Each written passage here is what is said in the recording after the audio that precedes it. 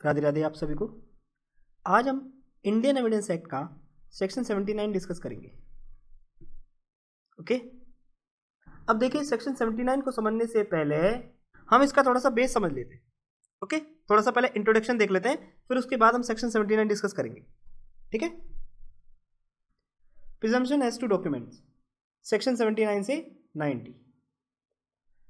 Section 79 से 90 are founded on the maxim omnio prosumentur rati essa acta, which means that all acts are presumed to be rightly done.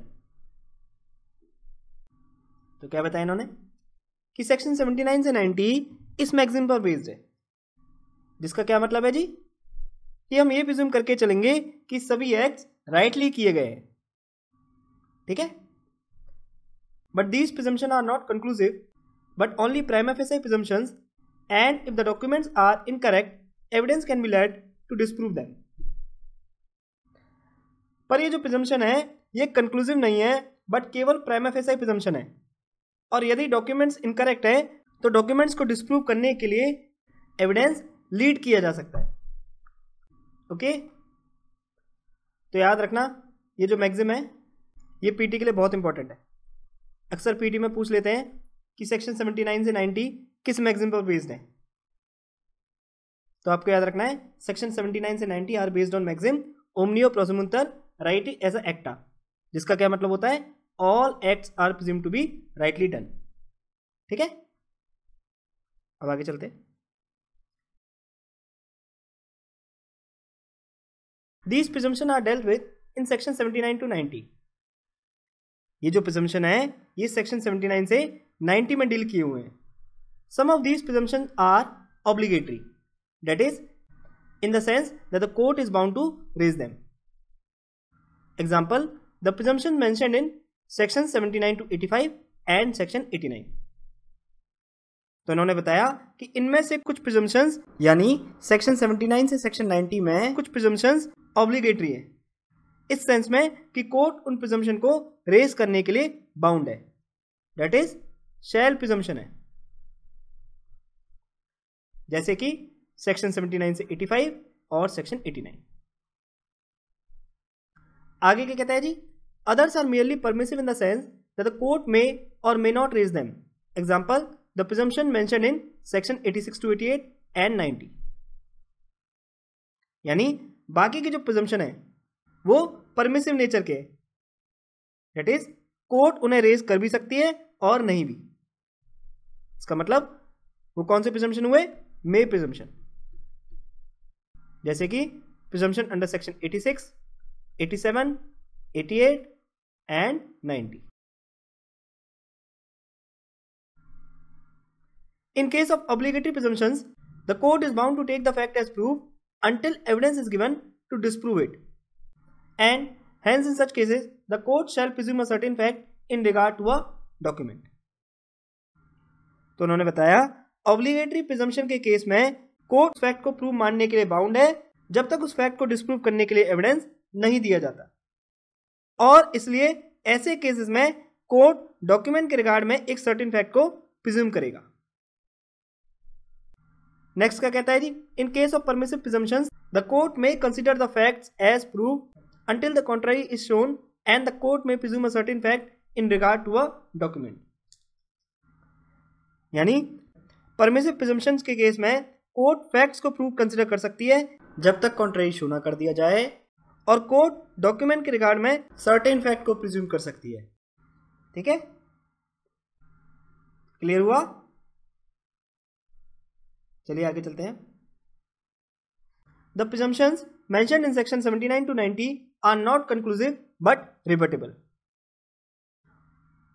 यानी जो presumption section 79 से 90 में mentioned है वो conclusive नहीं है बट रिबटेबल है, while those in sections 41, 112, 113 are irrebuttable as they afford a conclusive proof. जबकि जो प्रिजम्पशन 41, 112 और 113 में गिवन है वो इरेबटेबल प्रिजम्पशन है। क्यों? क्योंकि वो कंक्लूसिव प्रूफ से डील करते हैं। ओके,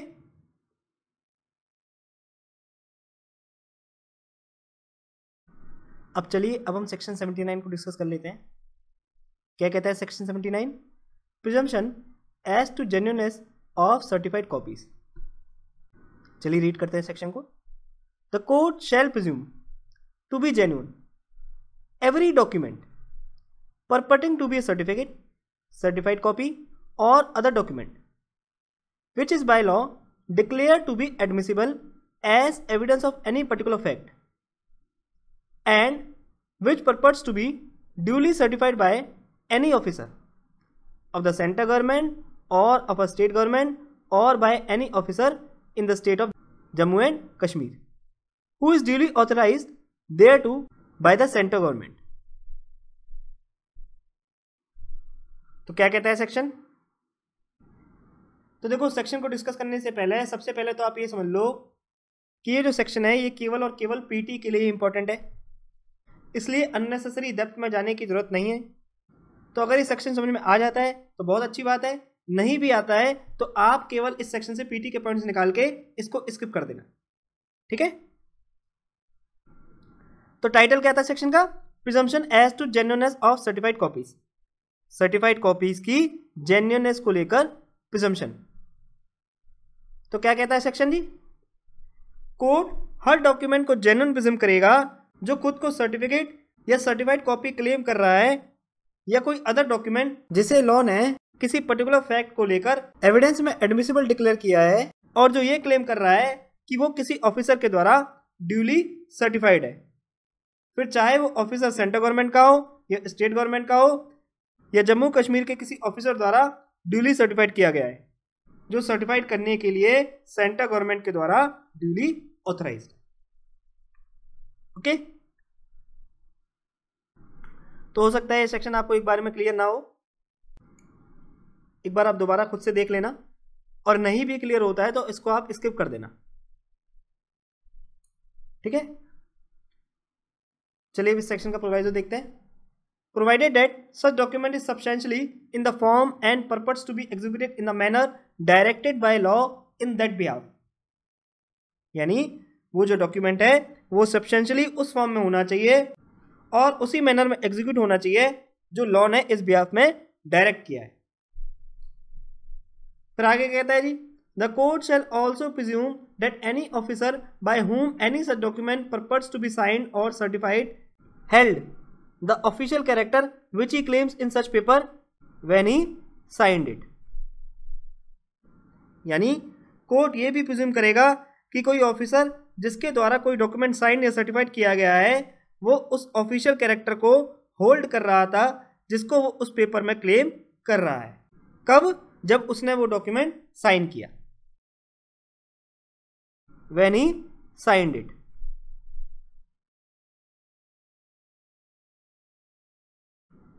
ओके, अब आगे देखते हैं। This section gives a statutory presumption with respect to the genuineness of certified copies. ये जो सेक्शन है ये सर्टिफाइड कॉपीज की जेन्युइननेस को लेकर स्टैट्यूटरी प्रिजम्पशन प्रोवाइड करता है। तो ये जो लाइन है ये पीटी के लिए इंपॉर्टेंट है। ओके, नेक्स्ट क्या कहता है जी, section is based on the maxim. कौन सी मैक्सिम है? All acts are presumed to be rightly done, ठीक है।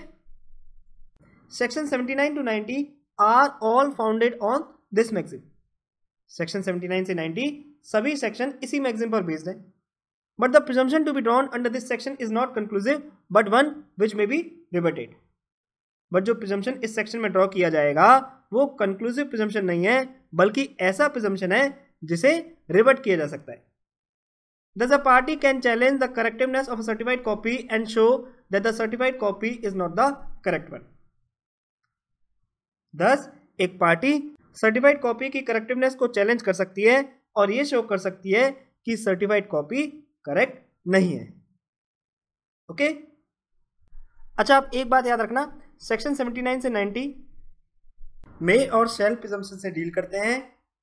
अब इन सेक्शंस के सभी प्रिजम्पशन को कि कौन से सेक्शन मे प्रिजम्पशन से डील करते हैं और कौन से सेक्शन शैल प्रिजम्पशन से डील करते हैं, इन सभी को आप खुद से कैटेगराइज करेंगे, ठीक है। पीटी के लिए इंपॉर्टेंट है तो इसलिए आप खुद से इस पर वर्क करेंगे। पीटी में अक्सर इनसे क्वेश्चन पूछ लिया जाता है कि जैसे सेक्शन 86 मे प्रिजम्पशन से डील करता है या सेल प्रिजम्पशन से। तो सेक्शन 79 से 90 में जितने भी प्रिजम्पशन दिए गए हैं मे और शैल के, आप इनको अलग से कैटेगराइज कर लेना, ठीक है, ताकि इनको याद करने में आपके लिए आसानी हो। ओके, तो देखो जी, ये था हमारा सेक्शन 79, केवल पीटी के लिए इंपॉर्टेंट है। सेक्शन 79 से 90A, ये सारे के सारे सेक्शन केवल और केवल पीटी के लिए इंपॉर्टेंट है, ठीक है। तो सेक्शन 79 का एक तो आपको टाइटल याद रखना है, किससे डील करता है section 79? Presumption as to genuineness of certified copies. इसके अलावा सेक्शन 79 से 90 किस मैगजीन पर बेस्ड है? All acts are presumed to be rightly done, ओमनिया करके जो मैगजीन है, ठीक है। इस मैगजीन को भी अच्छे से आपको याद रखना है। अब चलिए इस सेक्शन से रिलेटेड पीटी के पॉइंट्स को हाईलाइट कर लेते हैं। The court shall presume to be genuine every document claiming to be certificate, certified copy or other document which is by law declared to be admissible as evidence of any particular fact and which purports to be duly certified by any officer of the central government or of a state government or by any officer in state of Jammu and Kashmir who is duly authorized thereto by central government. Okay?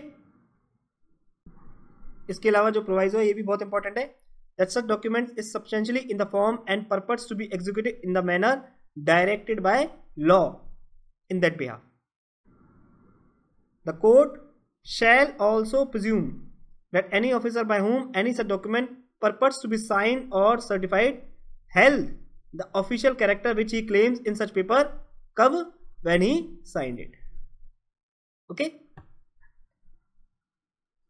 तो ये था हमारा आज का lecture. अगर आपको lecture पसंद आया है तो आप लाइक, शेयर और कमेंट जरूर कीजिएगा, और अगर आपको लेक्चर पसंद नहीं आया है तो आपको डिसलाइक करने का भी पूरा राइट है। और प्लीज़ आप लोग कमेंट करके अपने फीडबैक जरूर दीजिएगा, जिससे कि फ्यूचर में मैं अपने आप को और इम्प्रूव कर सकूं। और अगर आप लोग चाहते हैं कि वीडियोस में किसी भी तरह का मैं चेंज करूं तो आप मुझे कमेंट करके बता सकते हैं। मैं पूरी कोशिश करूंगा चीज़ों को आपके अकॉर्डिंग चलाने की।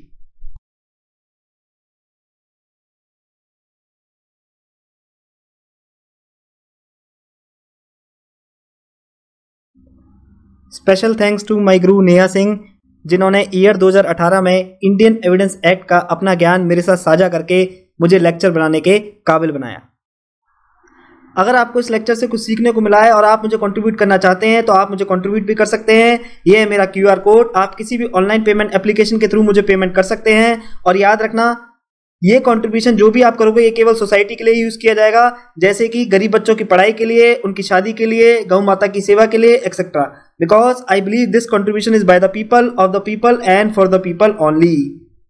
इसके अलावा इंस्टाग्राम और फेसबुक पे आप मेरे को फॉलो कर सकते हो, जो लिंक है वो डिस्क्रिप्शन बॉक्स में गिवन है। इंस्टाग्राम पे मैं अक्सर लाइव भी आता हूँ और प्रीवियस ईयर क्वेश्चन भी शेयर करता हूँ। तब तक के लिए स्वस्थ रहिए, व्यस्त रहिए और मस्त रहिए। Take care of your health physically, mentally and emotionally. जय हिंद, जय भारत।